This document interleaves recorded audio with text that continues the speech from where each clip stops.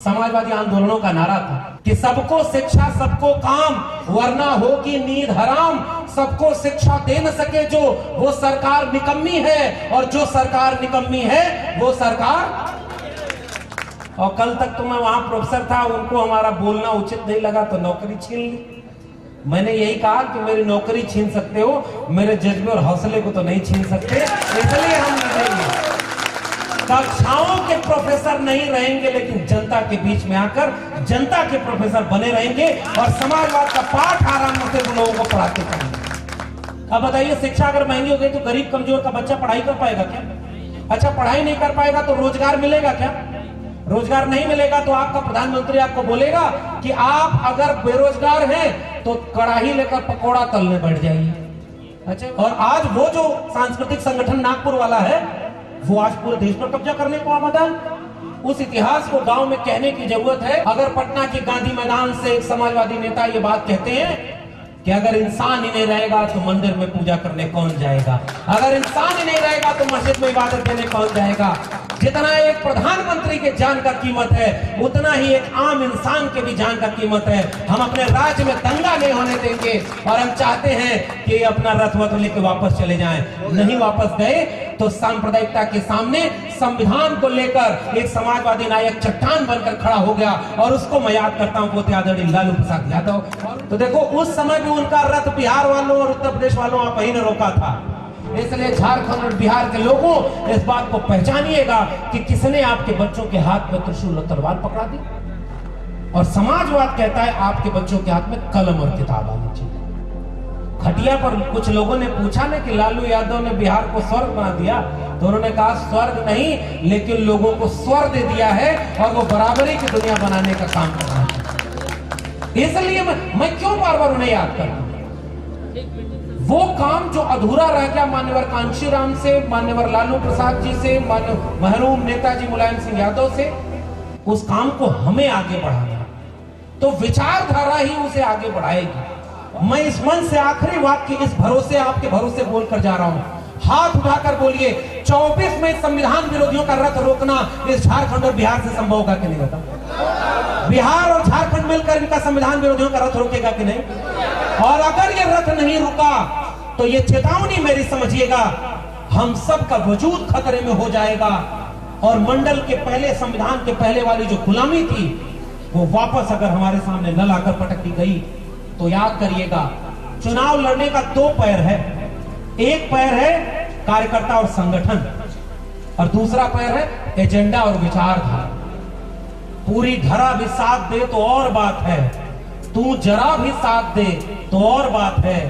यूं तो एक कदम से भी चल लेते हैं लोग, मगर दूसरा भी साथ दे तो और बात है। इसलिए दोनों पैरों से चलना होगा। मैं आपसे केवल एक बात कहने आया हूं, झूठ बोलने वाले में अगर आत्मविश्वास है तो सच बोलने वालों में से दुगना आत्मविश्वास होना चाहिए कि नहीं होना चाहिए? जो भारत को तोड़ने और लड़ाने के लिए इतना कॉन्फिडेंस में घूम रहा है, उससे ज्यादा भारत को जोड़ने वालों में आत्मविश्वास होना चाहिए कि नहीं होना चाहिए? इसलिए समाजवाद का सबक लेकर जाइएगा। पहला एजेंडा भारत का संविधान, दूसरा एजेंडा जाति जनगणना और सामाजिक न्याय का एजेंडा, और तीसरा एजेंडा अपने इतिहास को अपने लोगों के बीच लेके जाइए। कोई अगर आपसे छोटा है ना, उसको कंधे पर बिठाइए। और एक आखिर में कह रहा हूं, जीतने का ये हुनर भी आजमाना चाहिए। जंग कर भाई से हो तो हार जाना चाहिए।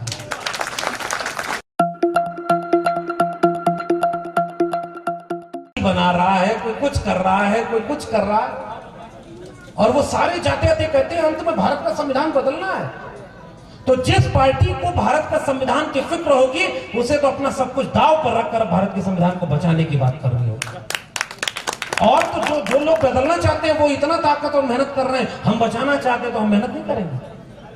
और क्यों बदलना चाहते हैं भारत के संविधान को? और कहते हैं कि प्रधानमंत्री का मुख्य सलाहकार आर्थिक कहता है कि अब इस देश का संविधान पुराना हो गया है, अब नया संविधान बनाने की जरूरत है। तो मेरे मन में एक बात आती है, राष्ट्रीय जनता दल के मंच से ये बात कहना चाहता हूं कि अरे तुम दूसरा संविधान तो बना लोगे, मगर दूसरा बाबा साहब डॉक्टर भीमराव अंबेडकर कहां से लाओगे?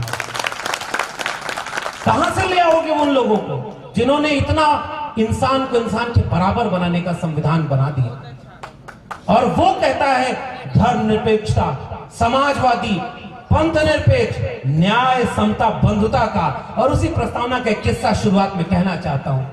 उस पाखंड और अंधविश्वास के जो हमले हैं उसके सामने इस बात को कहिएगा गांव गांव। संविधान सभा में बहस चल रही थी कि संविधान की शुरुआत का पहला अक्षर क्या होना चाहिए, संविधान शुरू कहां से होना चाहिए। कुछ लोगों ने वहां पर एक सलाह दी कि भगवान के नाम से संविधान शुरू होना चाहिए। कुछ लोगों ने कहा कि ऐसे किसी देवी देवता के नाम से शुरू होना चाहिए। बाबा साहब डॉक्टर अंबेडकर ने कहा कि इस पर वोटिंग होगी कि भारत का संविधान किससे शुरू होना चाहिए। आपको पता होना चाहिए 61 लोग विरोध में वोट डालते हैं, 48 लोग समर्थन में वोट डालते हैं, और उसके बाद निर्णय होता है कि भारत का संविधान किसी और चीज से शुरू नहीं होगा, वो शुरू होगा we the people of India, यानी हम भारत के लोग, और इससे भारत का संविधान शुरू हुआ है। हम और आप एक हो गए तब जाकर के ये देश सबका देश बना। और आज लोग धर्म के नाम पर इस देश को केवल दंगे की आग में झोंकना चाहते हैं। तब मुझे अपनी समाजवादी विरासत याद आती है और आपके सामने दोहराना चाहता हूं, क्योंकि आज इस विरासत के ऊपर जिम्मेदारी है। उस दंगाई बलवाई आग के सामने अपनी लालटेन लेकर खड़े हो जाइएगा। लालटेन झोपड़ी फूंकने के लिए नहीं, अंधेरी झोपड़ी में रोशनी दिखाने का काम करती है। इसलिए फर्क है उनकी आग और हमारी रोशनी में। और उस समय आंदोलन चल रहे थे सांप्रदायिकता के। हमारे इसी बिहार और झारखंड तो आज एक जमाने में एक ही रहा, और मैं बार बार याद करता हूं, डॉक्टर राम मनोहर लोहिया से किसी ने कहा कि भाई आप तो समाजवाद की बात करते हैं और आप कह रहे हैं संत सोपा ने बांधी गांठ पिछड़ा पावे 100 में 60, तो पिछड़े की बात कर रहे हैं तो बाकी कहां गए। तो डॉक्टर राम मनोहर लोहिया ने कहा कि पिछड़े का मतलब, समाजवाद का मतलब जो आखिरी पायदान पर सबसे कमजोर, सबसे गरीब, वंचित, शोषित है, उसको अगर बराबरी में लाकर हम नहीं खड़ा कर पाए तो फिर समाजवाद का कोई मतलब नहीं है। ये समाजवाद का मतलब होता है दोनों में बराबर की बात कर देना। और इसलिए डॉक्टर राम मनोहर लोहिया ने यह नारा दिया, और उसी नारे को आपकी तस्वीरों में वो लोग हैं 100 में पिछड़ा पावे 100 में 60 के नारे को जगदेव बाबू राम स्वरूप वर्मा ने आगे बढ़ाया। ये केवल पुराना इतिहास नहीं है, आज के नौजवानों को समझाने की जरूरत है। और चूंकि युवाओं का मंच है, उन्हें पता ही नहीं कि ये लड़ाई कैसे लड़ी गई और यहां तक कैसे पहुंचे। तब उस लड़ाई में आगे लड़ करके कहा गया, जिसमें समता की चाह नहीं वह बढ़िया इंसान नहीं, समता बिना समाज नहीं, बिन समाज जनराज नहीं। ये बराबरी की लड़ाई थी। जो जमीन को जोते बोए वो जमीन का मालिक होए, राष्ट्रपति का बेटा होया, चपरासी की हो संतान, टाटा बिरला अंबानी हो, सबको शिक्षा एक समान। ये समाजवाद का नारा है। कलम और किताब की बात की थी, और उस पिछड़ा पावे 100 में 60 के नारे को आगे बढ़ाया हमारे नायकों, समाजवादी नायकों ने, कि 100 में 90 शोषित हैं, शोषितों ने ललकारा है, धन धरती और राजपाट में 90 भाग हमारा है। और वो 90 भाग का मतलब क्या है? ऐसा नहीं कि किसी और के खिलाफ ये पूरी लड़ाई है। वो 90 भाग का मतलब यही है कि आपको आपके हिस्से का हक और अधिकार मिल जाए। बराबरी और न्याय का विचार है समाजवाद का विचार, किसी को आपस में लड़ाने का विचार नहीं है। और इसलिए मैं आपसे गुजारिश करने आया हूं कि यह जो पूरी की पूरी लड़ाई है विचारधारा की लड़ाई है।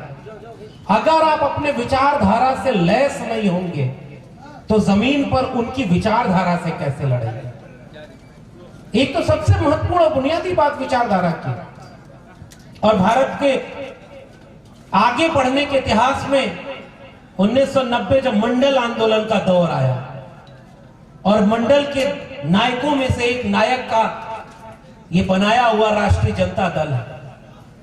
कुछ लोग जब मंडल लागू हुआ तो सीधे विरोध नहीं कर पाए थे, तो कमंडल लेकर निकल गए थे, पता है ना। और आज उस इतिहास को गांव में कहने की जरूरत है कि उस दंगाइयों के सामने खड़े होकर अगर पटना के गांधी मैदान से एक समाजवादी नेता ये बात कहते हैं कि अगर इंसान ही नहीं रहेगा तो मंदिर में पूजा करने कौन जाएगा, अगर इंसान ही नहीं रहेगा तो मस्जिद में इबादत करने कौन जाएगा। जितना एक प्रधानमंत्री के जान का कीमत है उतना ही एक आम इंसान के भी जान का कीमत है। हम अपने राज्य में दंगा नहीं होने देंगे और हम चाहते हैं कि अपना रथ वथ लेके वापस चले जाएं। नहीं वापस गए तो सांप्रदायिकता के सामने संविधान को लेकर एक समाजवादी नायक चट्टान बनकर खड़ा हो गया और उसको मैं याद करता हूं, वो थे आदरणीय लालू प्रसाद यादव और उनकी पार्टी आपकी पार्टी है। और ठीक वही 23 अक्टूबर का दिन और उसके बाद 30 अक्टूबर 1990 का दिन उत्तर प्रदेश में दूसरे समाजवादी नेता वो वहां पर शासन में थे और उन्होंने कहा कि जो ये भरोसा इस पूरे संविधान पर, इस मुल्क की अकलियत का भरोसा जब दरक रहा था, उन्होंने कहा कि कानून का शासन बचाए रखने के लिए अगर मुझे गोली चलानी पड़ेगी तो मैं गोली चलाऊंगा, लेकिन संविधान की हिफाजत करूंगा, तब जाकर के हमें बराबरी का यह हक मिला। आज हमारे लोग कहां खड़े हैं और आज हम ये बात क्यों कहना चाह रहे हैं? क्या उत्तर प्रदेश और बिहार के समाजवादी नेताओं ने संविधान के खिलाफ कोई काम किया था? नहीं, उन्होंने संविधान को बचाने का काम किया था। उसी की तो सजा उन्हें मिल रही है। हीरा चोर विदेश में मौज करे और खीरा चोरी के आरोप में कोई जेल में सजा काटे, ये कौन सा भारत नया बन गया? और इसलिए मैं उस पार्टी के मंच पर खड़े होकर प्रशिक्षण शिविर में सबसे पहली और महत्वपूर्ण बात कहना चाहता हूं। इतिहास कई बार इसलिए नहीं दोहराया जाता कि आप क्यों बार बार पुराने इतिहास दोहरा रहे हैं, वक्त बदल गया। तो साथियों एक बात सोचो, तब तो सोशल मीडिया भी नहीं था, तब तो उनकी बातें गांव-गांव कैसे गई होंगी? कोई साइकिल पर चढ़कर गया, कोई बैलगाड़ी से गया, किसी के जेब में पैसा नहीं था, फिर भी गांव-गांव घूम करके कोई लालटेन की रोशनी जला रहा था और सारे वंचित शोषित कमेरा लोगों को एकजुट करके अपने मान अभिमान और स्वाभिमान की लड़ाई लड़के जीत गया। और आज हम लोग इतने हैं तो क्या उन लोगों को नहीं रोक पाएंगे जो संविधान को बदलने की बात करते हैं? ये इसलिए इतिहास को दोहराना जरूरी है कि हमारे पुरखे जब उनके पुरखों से इतनी ताकत से लड़ गए तो आज तो हम इतने लोग हैं, हमारे पास सोशल मीडिया है, हमारे पास बात विचार है, हमारे पास कलम और किताब है। क्या हम संविधान के बदलने वालों को रोक नहीं सकते? और रोकना होगा तो वो विचारधारा से रुकेगी और वो विचारधारा सामाजिक न्याय की विचारधारा होगी, वो समाजवाद की विचारधारा होगी जो आपके संविधान के पहले पन्ने पर लिखा हुआ है। वो क्या लिख रहे हैं कि समाजवाद, धर्मनिरपेक्षता, सामाजिक न्याय और लोकतंत्र के सिद्धांतों पर भारत की एकता, संप्रभुता और अखंडता को बनाए रखने के लिए जिस पार्टी का गठन हुआ उसके पार्टी के कैडर को तो आज यहां से आग बनकर निकलना चाहिए कि जो भी ताकतें इसके खिलाफ हैं हम उन्हें अगला चुनाव में एक वोट लेने नहीं देंगे। वरना ये इतनी कुर्बानी से हासिल हुआ ये आत्मसम्मान का पूरा परिवेश हाथ से छिन जाएगा। वक्त बहुत खराब आ गया और इसलिए मैं उस इतिहास के साथ वर्तमान को जोड़ना चाहता हूं। मंत्री जी चले गए, अभी मंत्री जी गिना रहे थे ना हमने क्या काम किया और कमाल देखिए ताकत होती है जब विचार की जनता की, तो एक विधायक हो तो भी मंत्री आप अपना बनवा लेते हैं। इसके लिए तो हम आपको बधाई देना चाहते हैं। और ये अच्छा, और दूसरी बात कोई और होता तो ये नहीं होता, लेकिन लगता है हम वैचारिकी का रिश्ता बन गया। एक तरफ शिबू सोरेन थे तो दूसरी तरफ लालू यादव थे, इसलिए रिश्ता बन गया और आपको सम्मान दिया तो इस सम्मान को और आगे बढ़ाने की जरूरत है।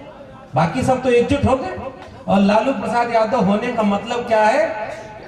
एक बूढ़ा और बीमार आदमी भी अगर अपनी जमीन पर खड़ा है तो सारे विपक्षी दलों को गोलबंद करके पहली बैठक अपने पटना में करवा लिया कि सब मिलजुल कर लड़ो, तब जाकर इन संविधान विरोधियों को हरा सकते हैं। उनका बाहर होना ही ताकत है।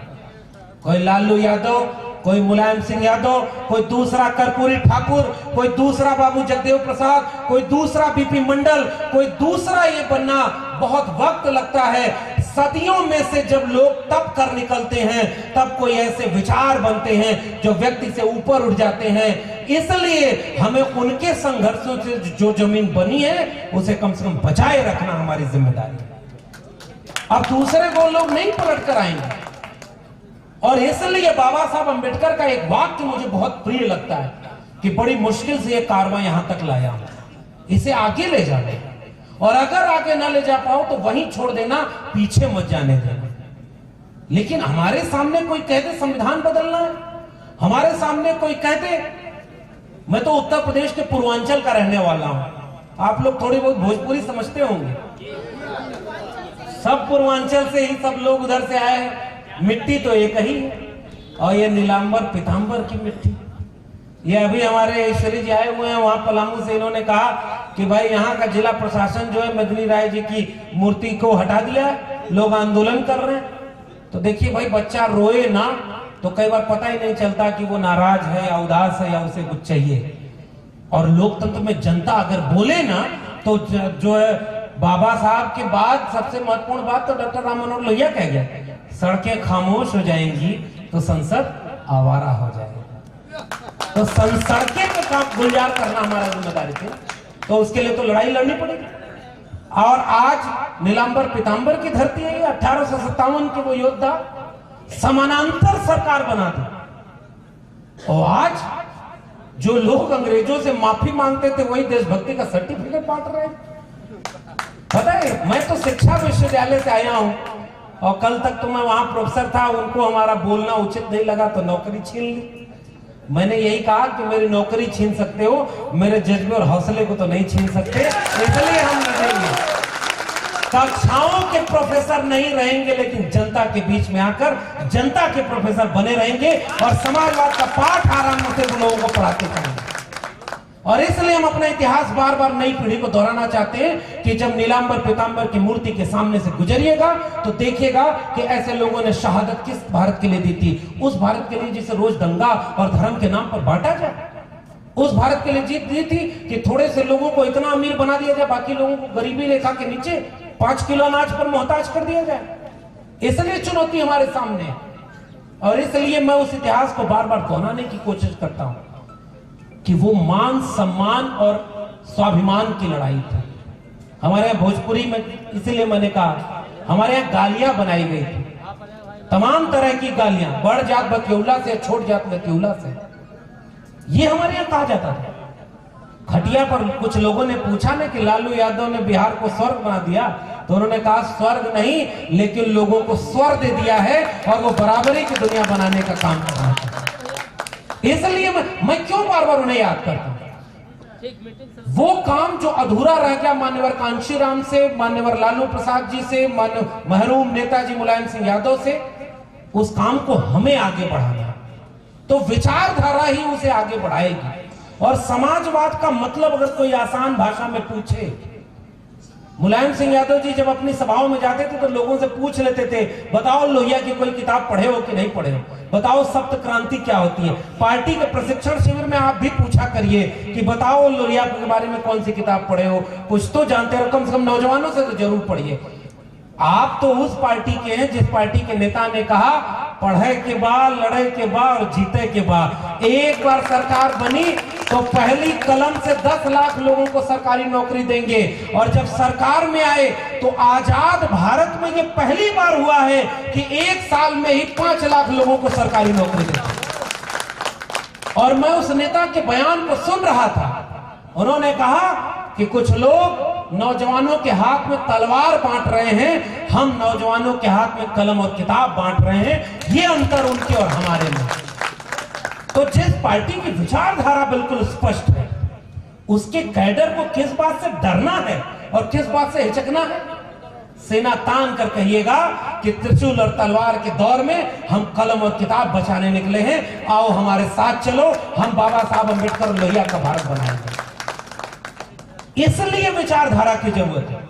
और कोई पूछे तो कम से कम इतना जरूर बताइएगा, समाजवाद का मतलब क्या है? आखिरी व्यक्ति को सामने लाकर बराबरी की जगह पर खड़ा कर देना, जाति पूछ कर नहीं, धर्म पूछ कर नहीं, वो वंचित शोषित जो सबसे पिछली पायदान पर है उसे बराबर में लाना, ये समाजवाद का मतलब है। फिर ये समाजवाद आएगा कैसे? वो समाजवाद आएगा संविधान और मंडल कमीशन से आएगा। वो समाजवाद कैसे आएगा? जाति जनगणना से आएगा। इसलिए आज की तारीख में बिहार की सरकार को मैं क्रांतिकारी सलाम करता हूं।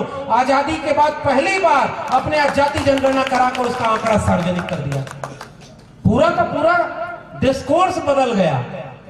और प्रशिक्षण शिविर वालों थोड़ा ये वाला तेवर भी लेके जाना और गांव-गांव उन लोगों से भी पूछना, जब तक गुजरात के मुख्यमंत्री थे जाति नहीं बताई थी, प्रधानमंत्री बनने आए तो दोनों बाहें फैला कर कहे मैं ओबीसी मां का बेटा हूं, मुझे वोट दे दो।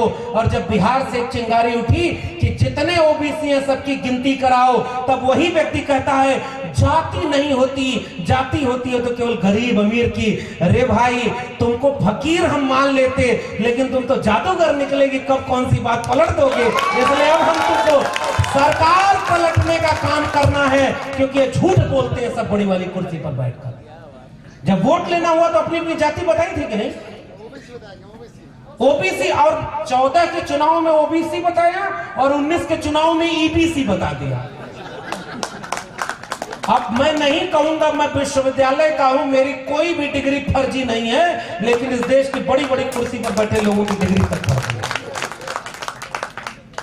जिस देश का राजा अनपढ़ होता है वो कलम किताब पर जीएसटी 18% लगा देता है। इशारे को समझिए, कलम और किताब पर जीएसटी लगाने वाला देश क्या चाहता है कि सब लोग पढ़ें?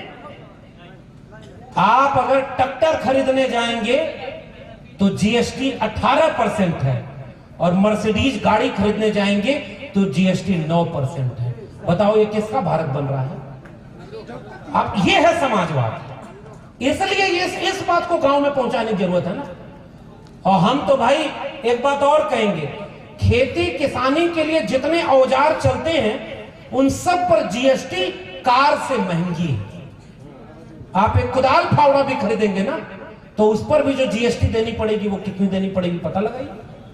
पैसा आपका और जा रही है किसकी जेब में? अब इस बात को और सोचिए, दूध दही और मट्ठा पर जीएसटी लगा दिया, तो अब ये कहने की जरूरत है क्या कि राजा अनपढ़ है और राजा अपने दोस्तों के हाथों में पूरा भारत बेच रहा है। और इस बात को गांव-गांव उसकी बात समझाइए ना। क्या बोला था उसने? वो बेच रहे हैं भारत को, मैं चैन से कैसे सो जाऊं, वो लूट रहे हैं भारत को, खामोश में कैसे हो जाऊं।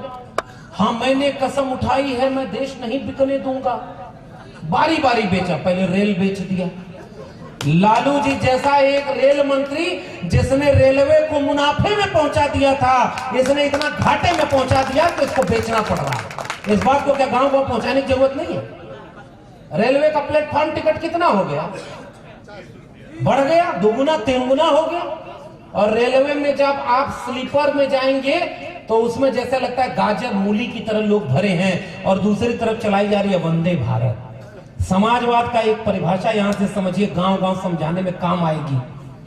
जो वंदे भारत पर चलने वाला भारत है वो असली भारत नहीं है। जो ये लोकल ट्रेन में गाजर मूली की तरह चलने पर मजबूर कर दिया, उस भारत की चिंता करने का नाम है समाजवाद। और इसलिए हम गरीब कमजोर वंचित की बात करने आए।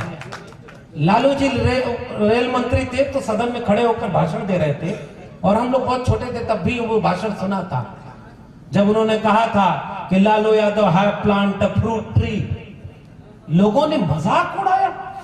और इस देश के समाजवादियों, इस बात को आपसे बेहतर कौन समझेगा, जितने आपके नेता थे सबका अपमान किया है इस दिल्ली में बैठे एलीट अपर कास्ट लोगों ने। किया है कि नहीं किया? इस बात को समझिए कि सबसे ज्यादा गालियां किसके? मैं तो उत्तर प्रदेश से आता हूं, मुख्यमंत्री के पुत्र थे अखिलेश यादव, और खुद मुख्यमंत्री रहे, विदेश से पढ़ाई करके आए, और जब मुख्यमंत्री आवाज छोड़ा तो गंगा जल से उसको धुलवाया था। इससे बड़ा अपमान और क्या होगा? इस अपमान के बोलने की जरूरत है कि नहीं है? और फिर से मैं कह रहा हूं, यही बीपी मंडल साहब का इतिहास जो मैंने किताबों में पढ़ा और देश को बताया, गंगा में तेल रिस गया तो आग लग गई। तो बिहार विधानसभा में खड़े होकर एक आदमी बोला कि एक शूद्र अगर मुख्यमंत्री की कुर्सी पर बैठेगा तो गंगा में आग नहीं लगेगी तो क्या होगा। बीपी मंडल साहब खड़े हुए और कहे देखो ये गंगा में आग तो तेल रिसने से लगी है, लेकिन हमारे यहां होने से तुम्हारे सीने में जो आग लगी है इसे हम और जलाएंगे जब तक बराबरी का भारत न बना। बड़ा अपमान सह करके यहां तक की यात्रा सही है। नए लोगों को कई बार पता ही नहीं चलता, कोई आता और कहता है कि तुम्हारा धर्म खतरे में, वो सब धर्म वाले बन जाते। नहीं भाई, खुदा भगवान जो भी होता वो दिल के अंदर था, किसी ने उसको बाहर लाकर उसके नाम पर लोगों को लड़ा दिया। मैं जब विरासत को याद करता हूं तो वो विरासत महात्मा कबीर की है। मोह को कहां ढूंढे रे बंदे मैं तो तेरे पास में, ना मैं मंदिर ना मैं मस्जिद ना काबे कैलाश में, ना मैं जप में ना मैं तप में ना मैं व्रत उपवास में, खोजी हो तो तुरते मिले हो पल भर की तलाश में, कहे कबीर सुनो भाई साधु मैं तो हूं विश्वास में। इसलिए कोई भी धर्म के नाम पर लड़ाने आए तो कहिएगा मेरा खुदा मेरा भगवान मेरे दिल में है और वो किसी से नफरत नहीं करता, और अगर वो है मेरा तो अपने नाम पर किसी की लिंचिंग होने नहीं देगा। इसलिए झारखंड और बिहार के लोगों इस बात को पहचानिएगा कि किसने आपके बच्चों के हाथ में त्रिशूल और तलवार पकड़ा दी, और समाजवाद कहता है आपके बच्चों के हाथ में कलम और किताब आनी चाहिए। ये फर्क है समाजवाद का। और प्रशिक्षण शिविर का मतलब यह होता है कि इस बात को आपको अपनी शैली में लोगों तक पहुंचानी है। जाके पता लगाइए, बिहार में तो 1.5 लाख शिक्षकों को एक साथ नौकरी का प्रमाण पत्र दिया गया। देश में ऐसा नहीं हुआ। और मैं तो उत्तर प्रदेश से आता हूं, उत्तर प्रदेश वाले नौकरी लेने बिहार आ रहे हैं, क्योंकि उत्तर प्रदेश में अयोध्या मथुरा काशी तीनों है, वो उसी मगन है। अरे भाई इस बात को समझिए कि रोजगार की बात कब होगी इस देश में, शिक्षा की बात कब होगी इस देश में। लोगों के रोजी रोटी पर संकट है। प्रशिक्षण शिविर में जाकर के इस बात को आंकड़े से लोगों के बीच कहना है। पता है क्या कहना? 32 करोड़ लोग गरीबी रेखा के ऊपर हो गए थे, पिछले 9 साल में 45 करोड़ लोग गरीबी रेखा के नीचे चले गए। आंकड़ा ले जाइए ना जनता के बीच में। और वो बहुत ठीक बात कर रहे थे मंत्री जी, वो कह रहे थे कि जो व्हाट्सएप फॉरवर्ड आता है ना, और मैं तो कह रहा हूं आरजेडी का फिर भी बहुत सारा इतना बना हुआ है कि हर जिले का अपना एक ट्विटर हैंडल है। वो झूठ बोल रहे हैं, कॉन्फिडेंस में है, हम सच और हक की बात कर रहे हैं, तो हमको किसी से डरने की जरूरत है क्या? हम तो मोहब्बत की बात करते हैं ना। और लालू जी उनकी बात तो ऐसी बात कि वो बार बार 6 विश्वविद्यालय खुलवाए, और कृषक पशुपालक जातियों के लोग जो चरवाही किया करते थे, लालू जी ने कहा कि उनके लिए चरवाहा विद्यालय खुलेगा। भूखे रहना प्यासे रहना, एक रोटी कम खाना, एक कपड़ा कम पहनना, मगर अपने बेटा बेटी को शिक्षा जरूर दिलाना, क्योंकि अगर शिक्षित नहीं होगा आपका बेटा बेटी तो इनके मकड़ जाल को नहीं समझ पाएगा। ये भाषण देने वाला आपका नेता अगर है तो उसका कार्यकर्ता तो शिक्षा की मशाल गांव गांव ले जाकर के क्रांति कर दे कि संविधान बदलने वालों को कभी दोबारा कुर्सी पर मत आने देना। इतनी ही तो लड़ाई है। तो इसलिए मेरा मानना है कि अगर 2 या 3 फार्मूला अगर आप पकड़ लीजिए, पहला फार्मूला है संविधान, दूसरा फार्मूला है शिक्षा, और तीसरा फार्मूला है नफरत के खिलाफ मोहब्बत की बात। केवल इतनी सी ही तो बात है। और अगर इतनी सी बात हम आम जनता के बीच जाएंगे लेकर के, अब उदाहरण की बात एक बार और समझा रहा हूं, विश्वविद्यालय से मैं हूं तो शिक्षा की बात और करना जरूरी है। आपके यहां स्कूल कैसे हैं? नई शिक्षा नीति आई है, और नई शिक्षा नीति को जरा गौर से समझिएगा। आसान भाषा में मैं कहना चाहता हूं, दुनिया जब कोरोना से लड़ रही थी तो हमारे देश में थाली बजवाई जा रही थी, ताली बजवाई जा रही थी। पता है ना क्यों बजवाई जा रही थी? तालाब में कंकड़ फेंक कर गांव वाले देखते हैं ना कि कितनी लहर उठती है। उसने कंकड़ फेंक कर देखा था, अगर मेरे कहने पर सब ताली ही बजाने लगे तो इनको शिक्षा रोजगार देने की क्या जरूरत है? 5 किलो अनाज दो, ये मुफ्त में हमको वोट देते रहेंगे। वो टेस्ट था आपका, और टेस्ट में आप फेल हुए। अब कम से कम जागने का वक्त है। उसी कोरोना के आड़ में 3 कानून आए थे, कृषक सुधार कानून, श्रमिक सुधार कानून और नई शिक्षा नीति। कृषक सुधार कानून के नाम पर जब खेती किसानी फसलों और नस्लों को बेचने का कानून आया तो किसान सड़क पर बैठ गए, और किसान सड़क पर बैठ गए और फसलों और नस्लों को बिकने से रोक लिया। नई शिक्षा नीति आई तो हम कलम और किताब को बिकने से नहीं रोक पाए। अब मैं आंकड़ा बता रहा हूं, नई शिक्षा नीति कहती है अगले 15 साल 20 साल में 45,000 जो डिग्री कॉलेज हैं उनको क्लोजर और मर्जर की पॉलिसी के तहत बंद करके या घटा करके 15,000 पर ले आया जाएगा। बताइए, जिस दौर में नया स्कूल कॉलेज बनना था उस दौर में पुराना बना हुआ स्कूल कॉलेज बंद होगा। इस बात को तो गांव-गांव ले जाया जा सकता है। देखिए, बूथ पर काम कैसे करना है, कमेटी कैसे बनानी, हमारे पूर्व के वक्ता बता चुके हैं, और पार्टी के लोग आपको फिर उसको समझाएंगे। संगठन ही जिताएगा चुनाव, ये तो मैं एकदम मान के बैठा हूं। संगठन मजबूत नहीं रहा तो नेता की जय जयकार बोलने से कोई फायदा नहीं होगा। नेता अपने हिस्से की लड़ाई लड़के आपके हाथ में कमान सौंप गया है। आप आज भी नेता के भरोसे लड़ेंगे तो कैसे लड़ाई लड़ी जाएगी? कुछ लड़ाई तो जमीन पर हमको और आपको लड़नी होगी, और वो लड़ाई यही है कि विचारधारा को गांव तक ले जाने की जरूरत है। तो प्रशिक्षण शिविर में अगर आप ये समझ के जाएंगे कि बूथ पर काम कैसे करना है, एक उदाहरण देना चाहता हूं। शिक्षा की बात को अगर गांव तक ले जाएंगे तो कम से कम एक बात तो लोगों को समझ में आएगी ना, कि बेटा बेटी को अगर शिक्षा नहीं मिली तो वो इस तरह के मनोवैज्ञानिक और अंधविश्वास और पाखंड से नहीं बच पाएगा। हम लोग वो लोग हैं जो भारत के संविधान और मंडल कमीशन से जब पढ़ने का मौका मिला, दिल्ली विश्वविद्यालय तक प्रोफेसर बन के पहुंचे, वो इसलिए क्योंकि देश में संविधान और मंडल कमीशन लागू था। नई शिक्षा नीति कहती है कि अब इस देश में शिक्षा महंगी हो जाएगी। अब बताइए, शिक्षा अगर महंगी हो गई तो गरीब कमजोर का बच्चा पढ़ाई कर पाएगा क्या? अच्छा, पढ़ाई नहीं कर पाएगा तो रोजगार मिलेगा क्या? रोजगार नहीं मिलेगा तो आपका प्रधानमंत्री आपको बोलेगा कि आप अगर बेरोजगार हैं तो कड़ाही लेकर पकौड़ा तलने बैठ जाइए। अच्छा बताइए, पीएचडी की डिग्री लेकर कोई पकौड़ा तलने बैठेगा? ये बात अगर जनता तक लोगों को ले जानी है। 2 करोड़ रोजगार की बात कही गई, 2 करोड़ रोजगार नहीं मिला, तो वो बात हमें लोगों तक ले जानी है। और आखिर में, क्योंकि प्रशिक्षण शिविर है, बहुत लंबा नहीं, अभी और लोग इसके चीजों को ले जाएंगे, मैं एक आखिर में एक निवेदन इस प्रशिक्षण शिविर के जरिए करना चाहता हूं। चुनाव 2 ही चीजों से लड़े और जीते जाते हैं। कॉन्फिडेंस सबसे पहली चीज होती है। अगर मन से ही आप हार मान लिए कि 3 राज्यों में तो वो जीत गए, अब तो 24 में जीत जाएंगे, फिर आप लड़ाई, हार के मन से कोई नहीं लड़ सकता। तो पहली बात ये याद रखिएगा, 18 में वो भी इन 3 राज्यों में हारे थे, 19 में जीत गए। इसलिए ऐसा भी हो सकता है कि 23 में वो 3 राज्यों में जीते हो, 24 में वो हार जाए। ये भी तो हो सकता है, हारेंगे। इसलिए मन से आप ताकतवर रहिएगा। चुनाव लड़ने का 2 पैर है, एक पैर है कार्यकर्ता और संगठन, और दूसरा पैर है एजेंडा और विचारधारा। पूरी धरा भी साथ दे तो और बात है, तू जरा भी साथ दे तो और बात है। यूं तो एक कदम से भी चल लेते हैं लोग, मगर दूसरा भी साथ दे तो और बात है। इसलिए दोनों पैरों से चलना होगा, संगठन और दूसरा विचारधारा और एजेंडा।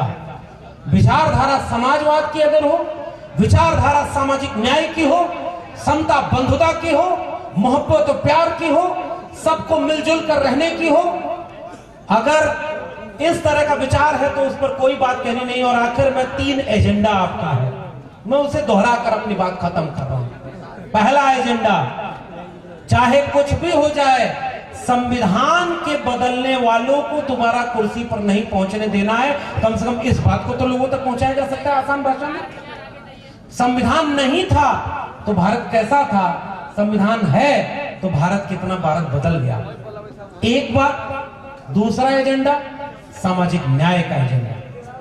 जिस राज्य में हम खड़े हैं, मंत्री जी आ गए हैं, वो बताएंगे, इस राज्य में भी आरक्षण बढ़ाकर 77% कर दिया गया था।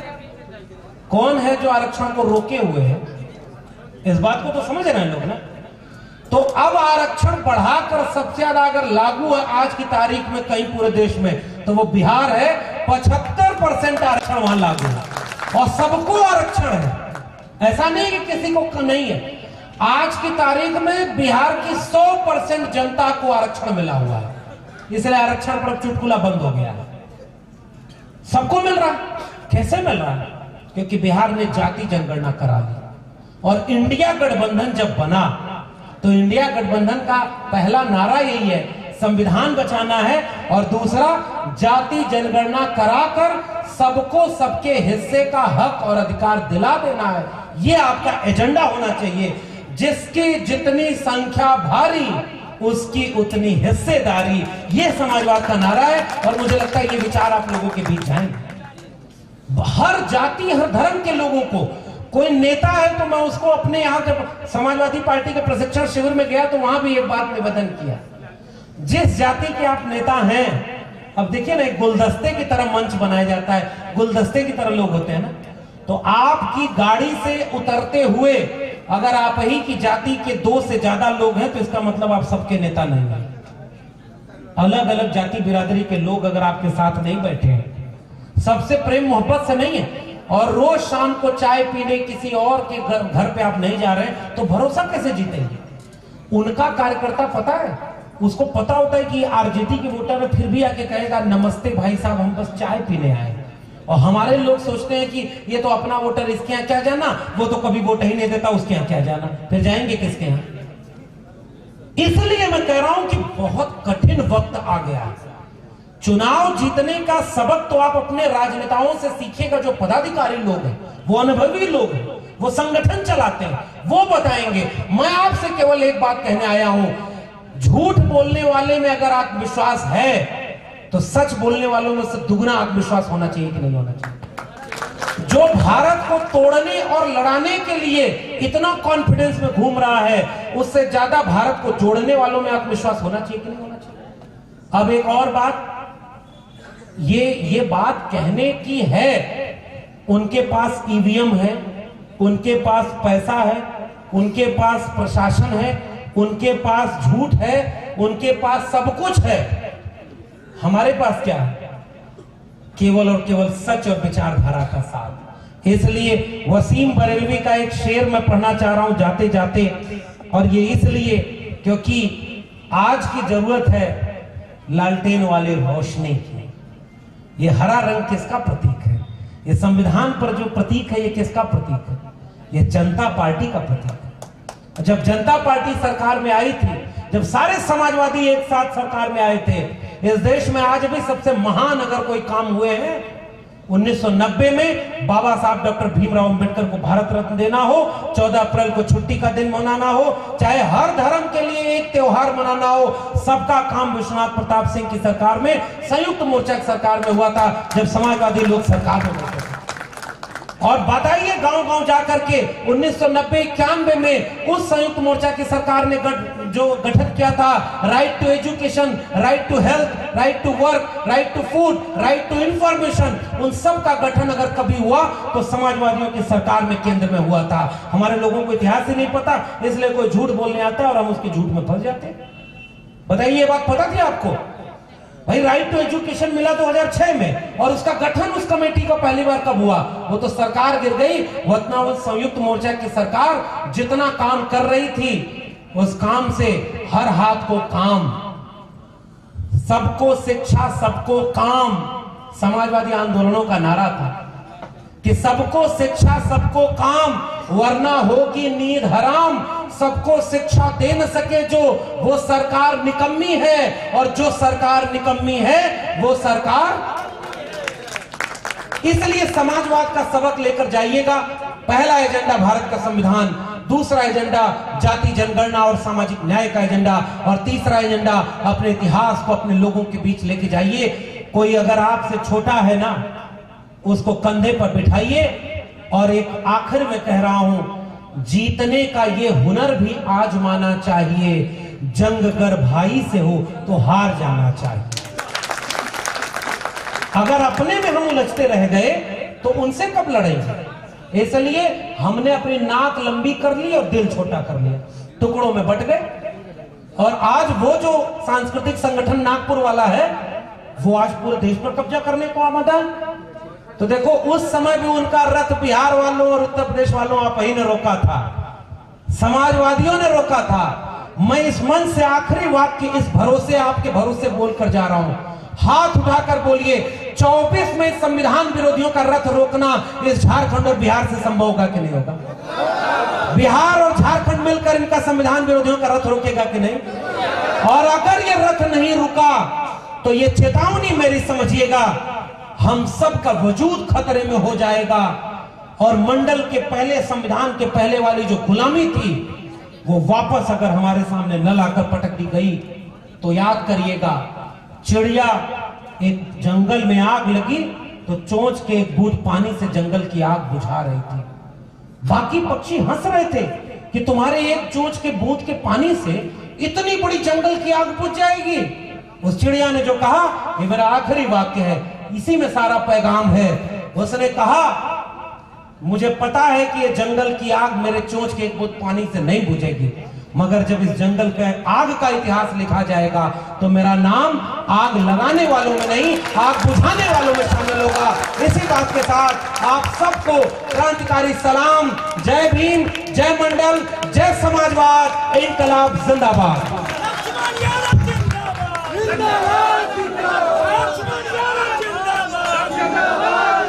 अब आप लोग धैर्य से बैठे रहिए, अभी कार्यक्रम खत्म नहीं हुआ, प्रशिक्षण शिविर चालू रहेगा। क्योंकि अब मैं इस मंच से अपने अतिथि डॉक्टर लक्ष्मण यादव को बहुत बहुत धन्यवाद देना चाहता हूं कि अपने मीठी मीठी बातों से कैसे समाजवाद को लेकर हम लोग को गांव तक जाना है, कैसे हम लोग को आरएसएस के खिलाफ लड़ना है, कैसे दिल्ली सरकार को हटाना है और कैसे हमको समाजवाद को मजबूत करना है और हमारे लालू प्रसाद यादव जी के हाथों को मजबूत करना है। इस मंत्र को आप लोग आपके सामने दिया गया।